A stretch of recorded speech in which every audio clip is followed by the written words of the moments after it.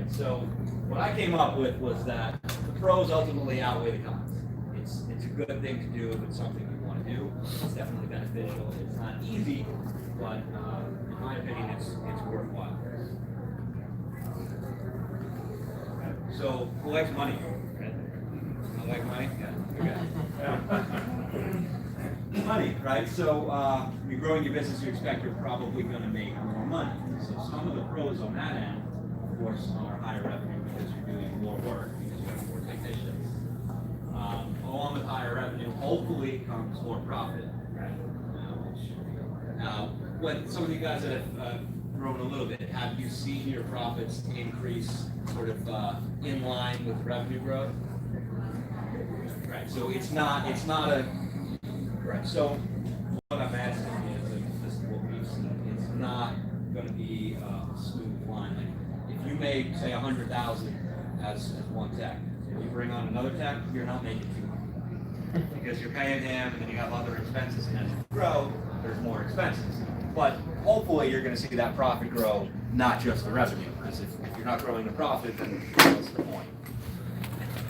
When you do get some of that profit, though, now you can reinvest it in the business, right? You can buy new trucks, you can invest in training, rent an office, anything you got to do, that profit's going back into the business.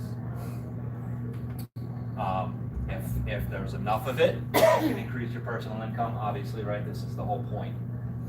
And one of our goals is to buy a building for the company, and that's part of our long-term plan. So if we're going to increase the profits enough, put that money aside and buy a building.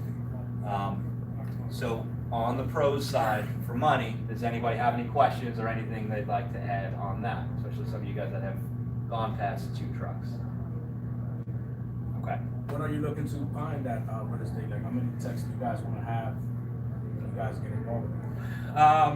Because obviously you're doing it for the inventory, trucks. No. So what we're looking for on the real estate side is, yes, to have a place to conduct our business, of course, but this is an investment, right? The real estate's going to go up in value.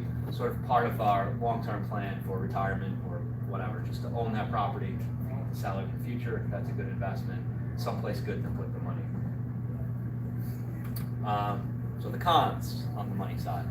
The more people you bring on, the more you grow, there's going to be more expenses, obviously. Payroll is going to go up. So you're not only going to have to pay your technicians, of course, but your payroll taxes are going to go up. Well, not up, but they're going to be higher because you're going to be paying that percentage on new technicians. Your insurance is going to go up. You're going to have to pay for more trucks. You're going to have to pay for more liability. All of those things.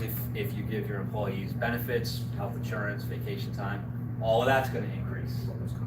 Workers' comp is a big one that I left out of here. Your workers' comp is typically a percentage of payroll. I think it varies by state, but in New York it's like 6.5% of payroll.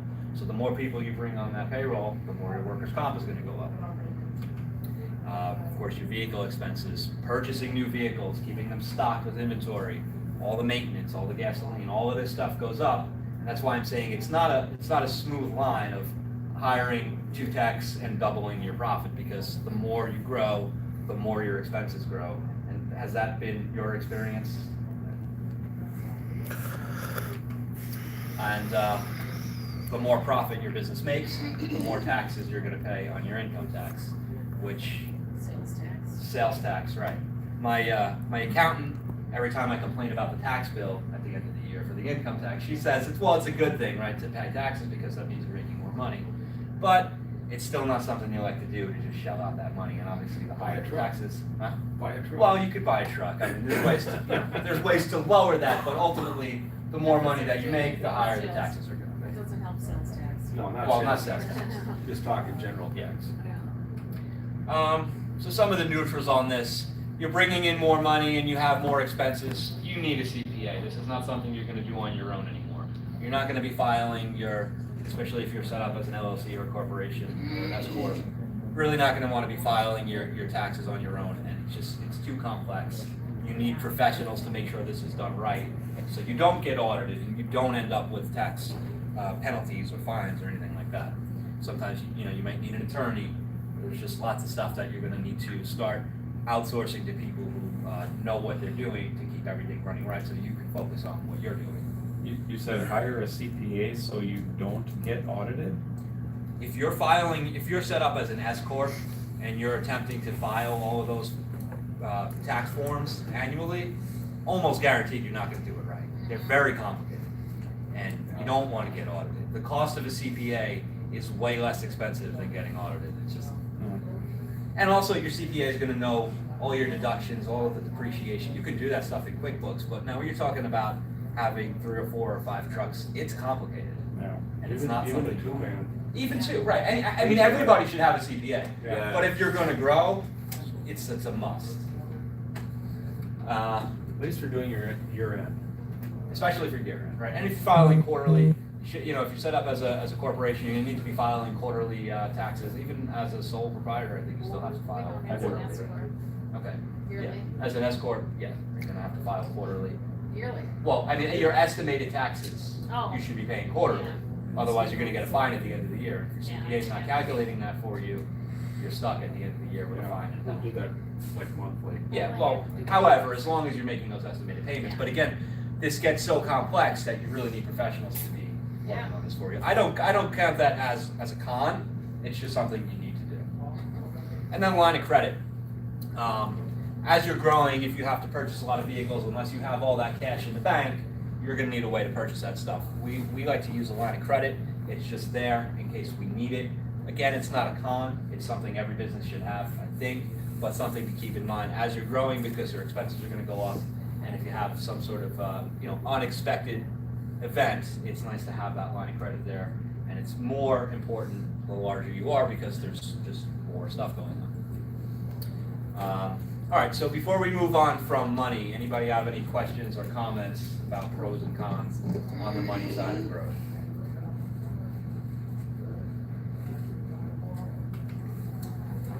Time. So you're gonna either free up time or you're gonna use more time. It's a little bit of both as you're growing. So I find that at this point, I do have more personal time, right? I can be here doing this, being with all of you great people, and my guys are still at home, and they're working, and they're bringing in money.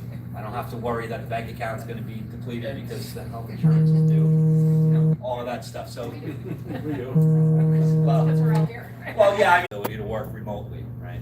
So again, as long as you got your techs at home and they're going out and they're doing those calls, you could be working from anywhere. I can bring up my whole software here, manage anything I need to do. If I need to talk to my techs or get this, some technical information, we can look it up here. I don't need to be there.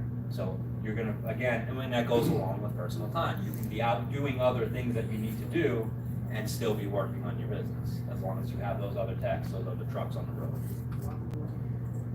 This was a big one for me.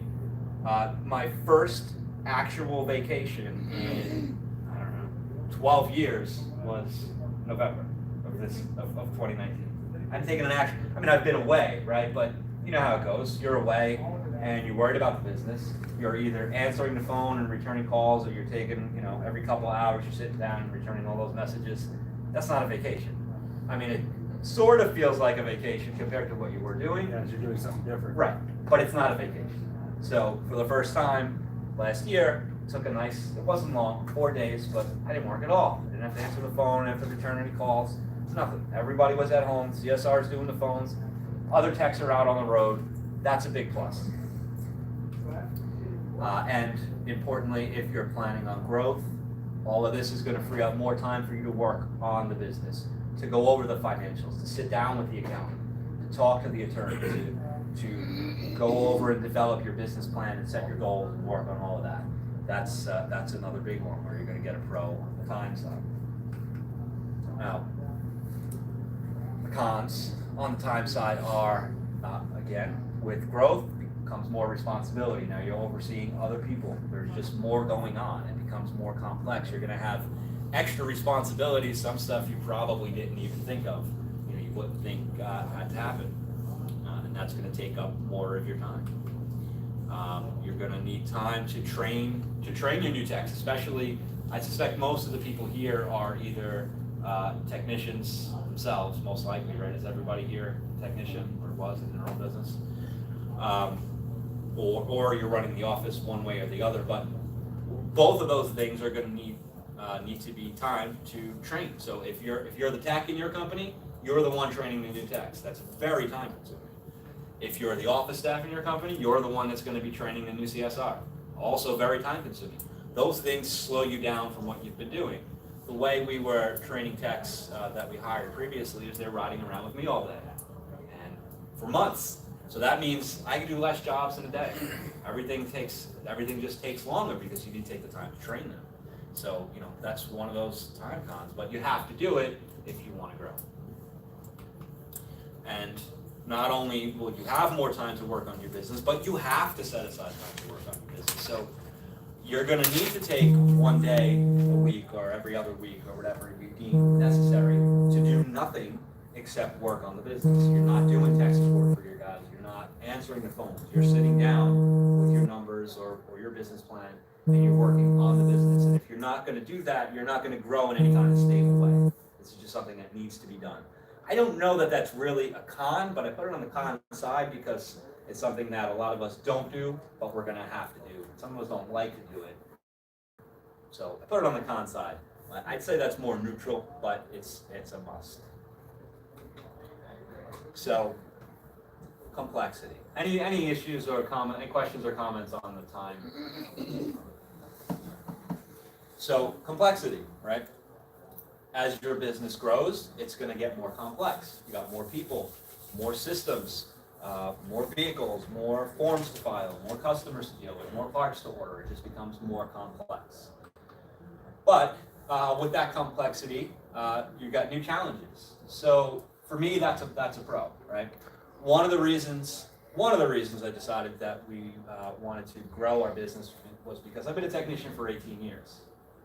I'm pretty good at it, right? You've rarely come across something where you can't figure it out and you got to think about it. It's less and less of a challenge every year.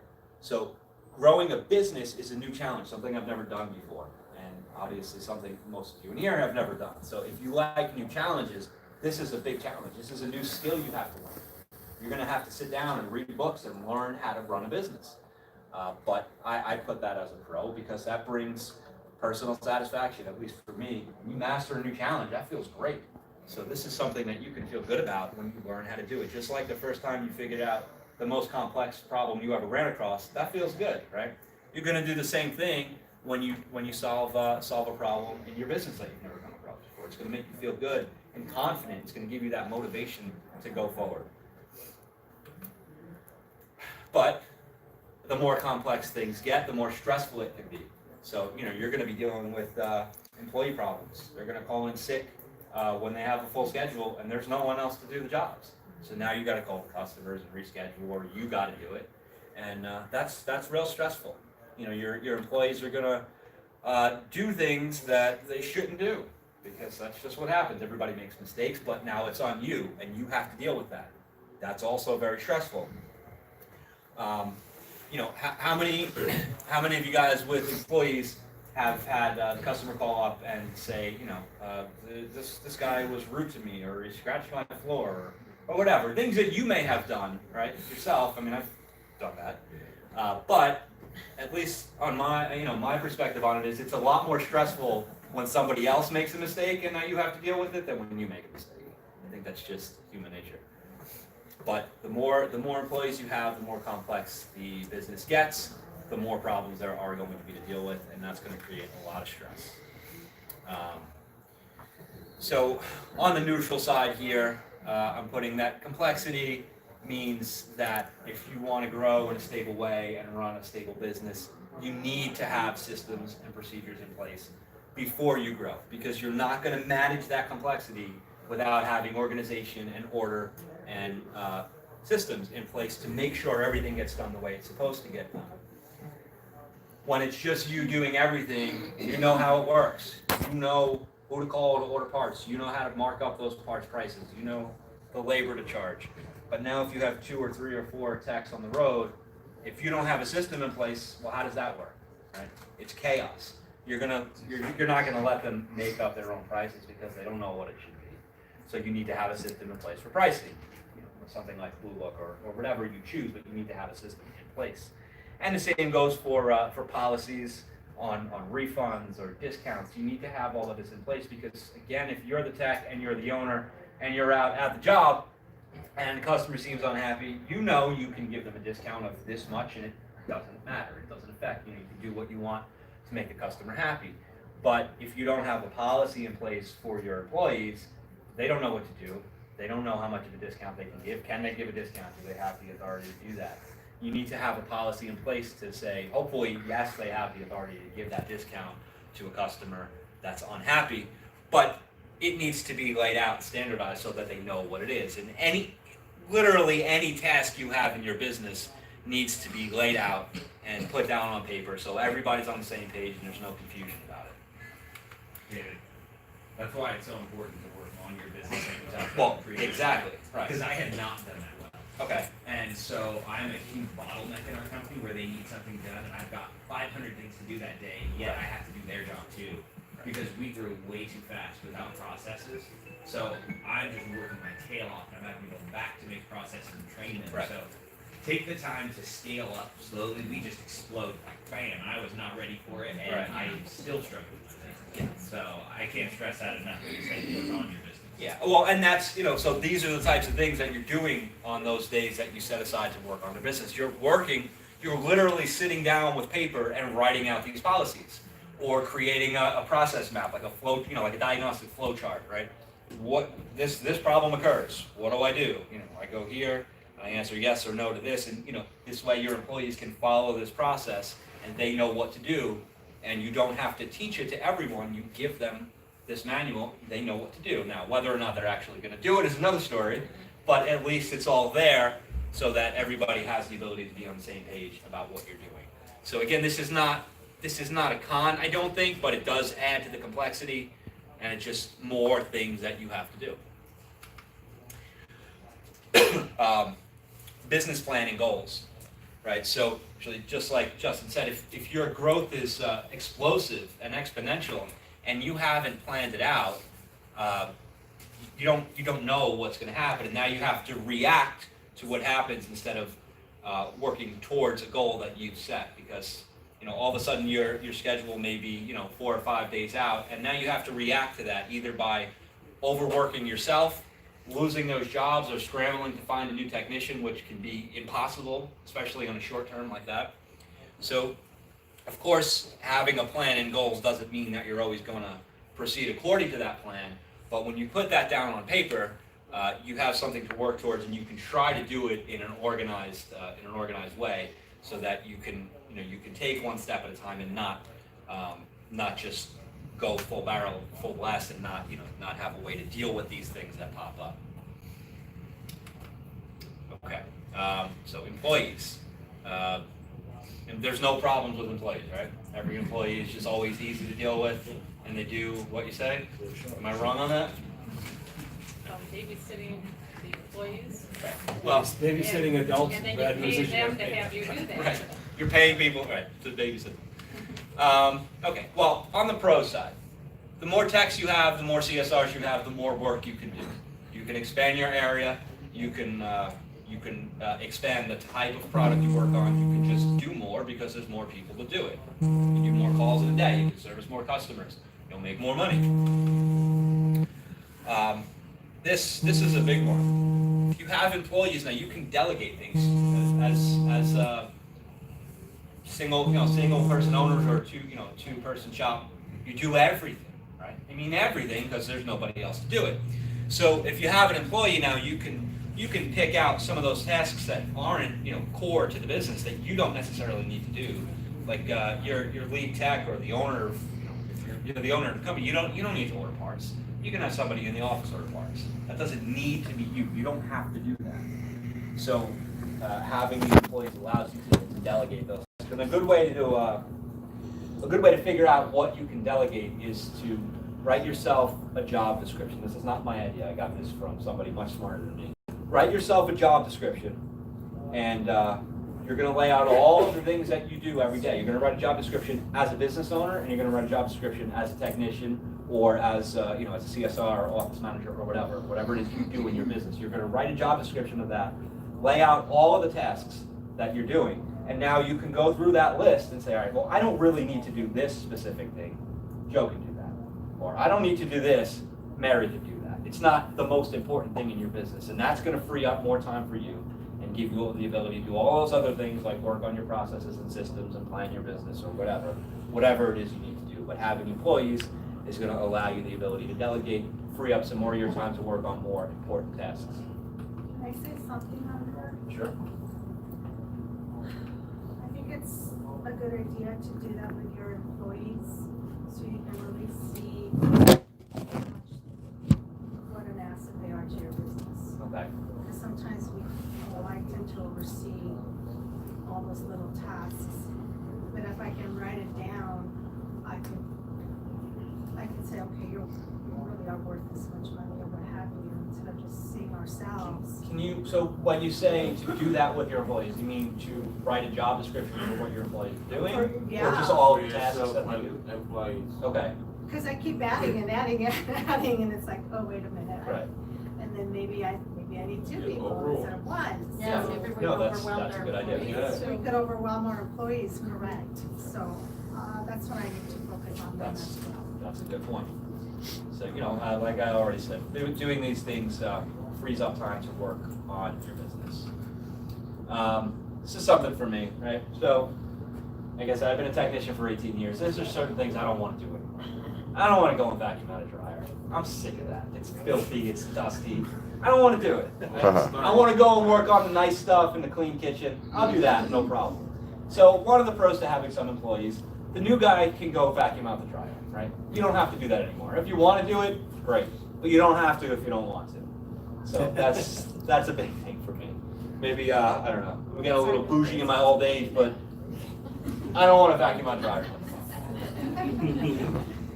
I want to do that with dishwashers. Well, right. Well, whatever it is you don't want to do, you can give to one of your employees. That's one of the perks of having your own business.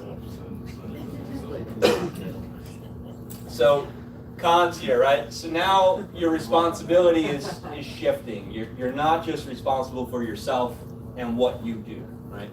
You have employees now. You told them, here, I'm going to hire you and pay you a paycheck every week.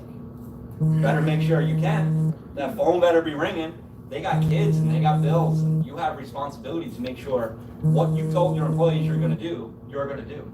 So you literally have somebody else relying on you for their whole life to a certain extent, right? Because you've made them a promise and you have to keep that promise.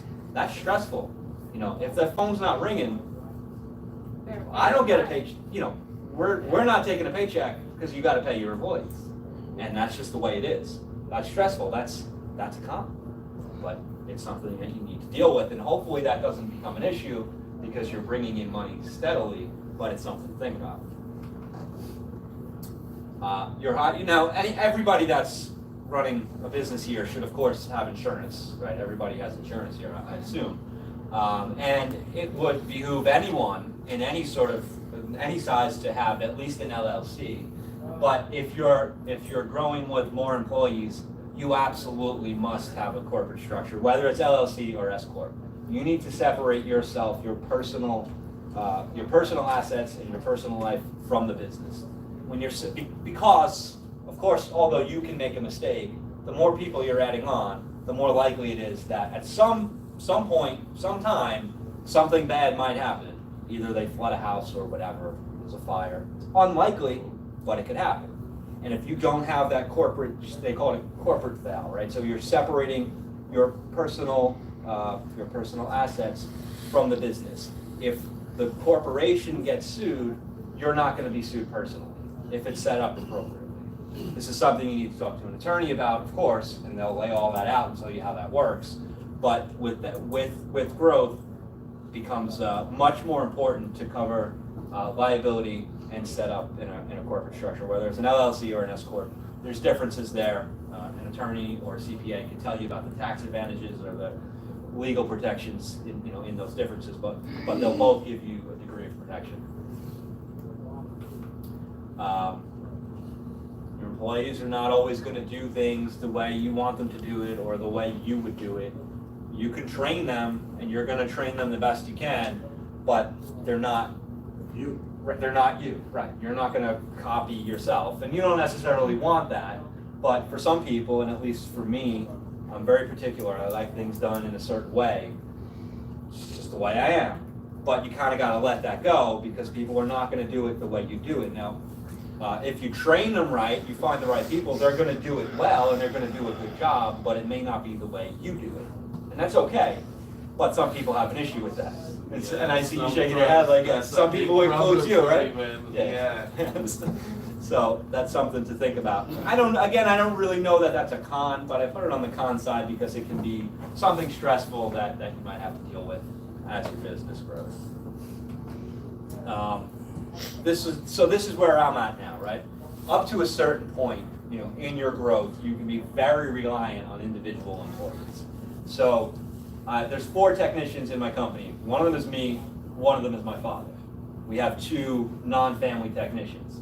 If one of those guys quits or gets hurt, I'm kind of in a bad spot now because we rely on these people because there's nobody else to replace them. If you have maybe 10 or 12 or 15 techs, all right, one guy quits, it's not a huge deal. But when you have 4, that's 25% of your workforce. That's a big deal. So up into, and I don't know what the magic number is here, but up into a certain point, you're going to be very, very reliant on these individual employees. And that's going to force you to want to accelerate your growth so you can get out of that zone so it becomes less of a concern, at least for me. Which is why when I get back from here, we're going to try to find another employee. Now my techs, they're really good guys. One of them though, he's very ambitious. He's a smart guy and he's real ambitious. I have a feeling at some point he's going to leave and go out on his own, right? So this is something we need to consider, and we were just speaking about this the other day. This happens all the time. So we need more people, more technicians on that, excuse me, on that payroll, on that roster, so we're not so reliant on 1 or 2 people. All right, so growth in general, I think, is mostly positive. Back to just on the employees, any questions or comments? Oh, you know what, with the employees, are we going back to are you gonna have a point of training or something like that, we're gonna discuss it? No, I don't have training included in here. No, when you, do you recommend like maybe sending them to like a appliance training school? So, Or instead of you kind of doing it yourself? I mean, there's a lot of different ways to do it. Somebody, his name is Jeremy Davis, he just did a class the other day on hiring and training technicians. He put together an excellent program on how to do that, which we're going to actually start to do. We're going to implement all of his ideas because they were really good. We don't have, we've used some of the appliance schools, some of the online training. It kind of depends on where you are in your business, how much money you're willing to spend on training. I don't know that it's a great idea to dump a bunch of money into sending a new hire to in-person school. They can be very expensive, and you don't know how long that person's going to be around. And if you're going to spend $5 grand to send somebody out for training for a couple of weeks every time you hire someone, you're going to go through a lot of money real quick because you may not keep that person. They might quit.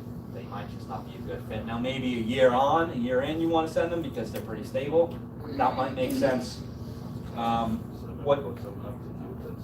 Right, well, aptitude tests are a good way to screen, but what we've been doing with training is having the new hires ride around with me, and I've just been training them, and then we use that in conjunction with some of the online training. And then also the manufacturers we work with usually offer some training. We can send them to that stuff too, and that's helpful. But as far as sending to a school, people have different opinions on that. Just keep in mind it's a lot of money, and if they don't stick around, that money's gone. Yeah. So, yeah, I mean, it's an investment, of course, but you want to be comfortable that that person's probably not going to leave before you spend all that money on sending them to an in-person training. What do you think about like somebody that's motivated and wants to come into the industry? Like let's just take Master Samurai. Okay, you pay for the fundamentals course. Once you pass that, I'll pay for the rest. Yeah, I mean, there's all different ways to structure it. Some people will have, they'll call it a loan where they'll say, all right, well, we'll pay for it, but if you leave within a year after that, you got to pay us back. Like, there's different ways to do that. Yeah. So it just depends You on. do payroll deduction just in case. Right, yeah. And you got to look into the legalities of payroll deduction because some states are different than others, but there's ways to do it. Yeah. So, It's all about structure, right? right, it's the way you What structure you're it. willing to live with. you guys have any questions on this? No. We were actually talking about the training for the technician, and I just wanted to share my personal experience on that. So I used to work for a company before I resigned, and I went to train on the company. So proud to be hired with that company, and I went to their Appliance Academy. They're actually here from San Juan, Texas. Okay. I went there and I completed the training. The 2-week training, 2 weeks is basically just stay hands-on. And the last week we go out on the ride along missions. Okay. So once I was done with the training, I got hired by a company, and I started working with them. And they also had the Master Samurai Tech program, Right. which is you just go online and you see the videos, you do the reading, you take the test, and then that's how you get trained basically. Right. So I've done both. After going to the Appliance Academy and doing the Samurai Tech, there's no difference. So it was just like competition for me. Well, did you find a difference between the hands-on and the online? The hands-on- One more useful than the other? One, the Appliance Academy was more expensive, like $700 more expensive, but it was faster. Okay. And it really depends on the person who you're training. Some people like that fast, other Right. people will take the time. That's why Master Samurai Tech, it gives you a year to complete the program. But what I wanted to say is that, like you mentioned earlier, techs are going to be different. Right. You're going to have a guy that wants to learn. You're going to have another guy that's going to be lazy. So you can invest in the online training, and once the tech gets home, he doesn't want to do any research. He's not going to use that at all. So you can have another tech who's going to use that. Right. Or you can have the techs who just want to learn fast, and what's out with you is going to just going to look pretty quick. Well, I think one of the important things about training is to sort of, to a certain extent, tailor your training to the way the person you're training learns, right? Because not everybody is going to do well in an online situation. They may not absorb it all because they don't learn that way, whereas maybe they'll do better with hands-on, in person. So depending on who it is you're training. Right, it's just, everybody learns in a different way. That's exactly what I wanted to say, because I was in that company and all the techs that came in, because we just didn't have the training on Master Samurai. After that, we had another training for Mira products. Okay. So we had a bunch of products that we offer. There's a lot of resources for training. And I went there, in 1 year, I went through all those things, and I learned so much compared to the other techs that have been in the industry for 5 years, 7 years. So it really depends on what you're looking for. Right. As a tech when you get into a company. Sure. So you can get the right guy. I mean, there's no magical formula to figure out which one is the right guy. No, there's not. But what if you're planning on bringing techs onto your company, you do want to have a plan on how you're going to train everybody, sort of a standardized, like a timeline. Say we're going to do this for this long and this for this long, and if they're not getting it by this point, then they got to go because they're not going to. Overall, from what I'm getting from both of you guys, Overall, what I would is say hire a is that- psychologist so you can know who you're gonna hire. This is how I view it now, because I went through that challenge myself. This is how I view it now. When you hire a tech, you have to be prepared that guy can leave anytime. Right. That's the right candidate. The guy that you know is going to come, he's going to learn quick. Just set yourself a goal. Say he might be with me. 2 Right, you years. want to have a timeline. If Yeah. he's not getting it by this point, No, you have, even when you hire him and you train him, you have to figure out a way to balance that. You can anticipate that by 2 year mark, he's going to be gone. yeah.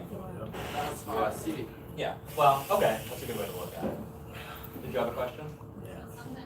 Yeah. I got one, David.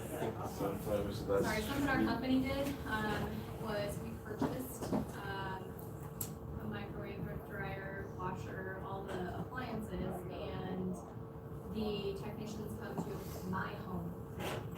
And they have to work on these appliances in my home, to my satisfaction. Okay, I'm their boss. right. If they can't make me happy, they are not going to make my customers happy. Okay, yeah, that's a good approach. I've never heard Most people that. are gonna have these appliances in their home anyways. No, that's a good idea, I like that. Brother No, David. not brand new ones. So they could work on, so Yes. this is the appliances that you use in your home? Yep. And they scratch your floor? If they, if they spray meters, but, so most of my appliances are connected and they have to learn like top to bottom, inside out. If it's broken, they have to figure out. what's Who's broken. doing the training when you're bringing them to the house? Are they already trained and you're just testing what they know? Or how are you, like, who's training them when they're at your house working on this plan? We have a trainer that comes in with them, Okay, and this person does all of our store stock. Okay. So has the flexibility to be able to do that. We so don't you have someone on somebody staff the to streets. train them exactly? Yeah, they have to pass that training before they're sent out on any trucks. Okay. We got, Nebraska. Brandon, that question? To go back to what you were saying about training, it comes down, in my opinion, to two things. You're either gonna pay for it with time or money. Yeah. If you don't want to pay for the money, they'll learn, but they're gonna learn maybe 3 years learning curve, 2 years learning curve, Right. or if you don't want to put in that time, you got to pay the money. But you're gonna pay one of the two ways. That's true, you're paying So for it's it. either That is time true. or it's money. That's right, that's a good point. Yeah. Any other comments on employees or training or anything like that? One of the things is like if you have a tech after 9 months of training and then you send him, he asks the same question over and over again. I would say 9 months is probably way too long to be dealing with that type of person. So, Yeah, you know, and then every time when you're like, how do you not know this? Right. You've seen this before. well, I Yes, think there's it's always two there ways. in training. There's two reasons why that might happen, I think. Either they're just not capable of grasping it, in which case they gotta go. It's not, not personal. it is, yeah. Or you haven't trained them properly, or you haven't given them access to the resources they need. So it's one of those two things. Hands-on for like 4 months, Yeah. 5 months. Some people learn from Like personality profiles, and they'll tell you, this type of person